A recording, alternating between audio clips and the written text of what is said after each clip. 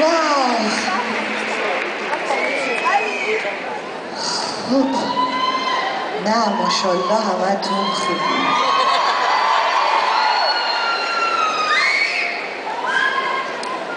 من یه خاطره براتون تعریف کنم از همین دو سه ماه پیش که برای کریسمس رفته بودم اروپا. روز قبل از کنسرت یا همون روز کنسرت مثل من داشتم این دفترچه رو آماده می‌کردم تو اتاقم. بعد یک خانم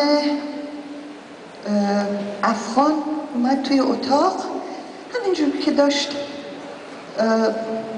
اتاق آماده می‌کرد یه نگاهی کرد از نوشته های من، فهمید من احتمالاً همون بریم. گفت شما ایرانی هسته؟ گفتم بله. گفت میدانیم که گوش امشب کنسرت داره؟